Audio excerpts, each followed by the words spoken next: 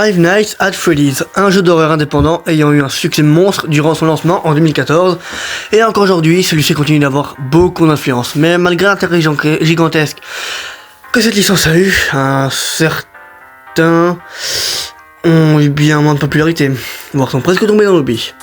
Aujourd'hui, je vous parlerai du jeu FNAF que quasi tout le monde a oublié, FNAF AR ou Special Delivery. FNAF AR est lancé en 2019 et au premier abord paraît très cool, avec un genre de pub au début présentant Markiplier dans le rôle d'un employé de Fazbear Entertainment, nous expliquant que la nouvelle fonction de Fazbear est simple: envoyer des animatronics chez vous pour vous envoyer des colis. Ouais, c'est l'Amazon de FNAF. Mais tout ne va pas se passer comme prévu. En effet, les mascottes finiront hackées et ils nous attaqueront.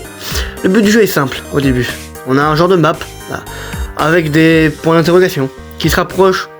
En cliquant dessus, ça lance un style d'affrontement. Ouais, on joue avec une caméra de téléphone et on doit regarder autour de nous jusqu'à ce qu'un animatronics nous saute dessus.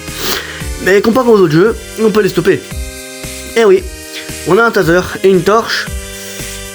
Et ouais, donc le taser sert approximativement à, quand l'animatronics nous saute dessus, à électrocuter.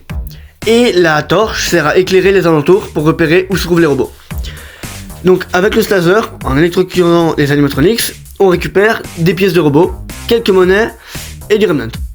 Les pièces de robots servent à créer son propre endosquelette pour y ajouter des pièces et le modeler comme on le souhaite.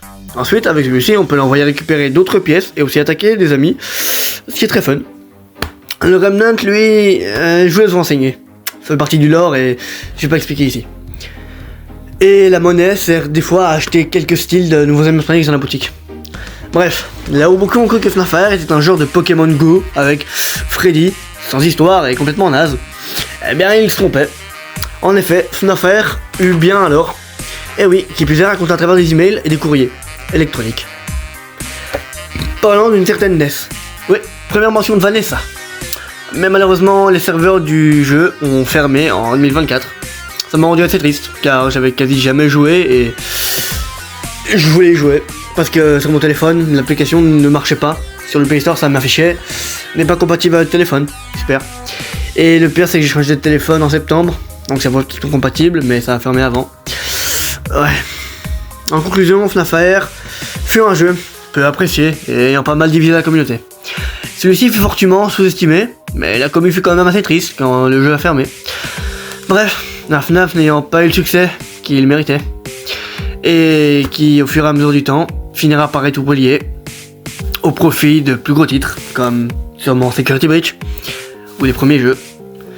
Celui-ci avait un fort potentiel, il pouvait être excellent, et très bien aménagé. Ils auraient pu faire de grandes choses s'ils n'avaient pas fermé le jeu, et c'est bien dommage. C'était un court résumé du FNAF, qui fut oublié, et abandonné, par son propre créateur. Merci d'avoir regardé.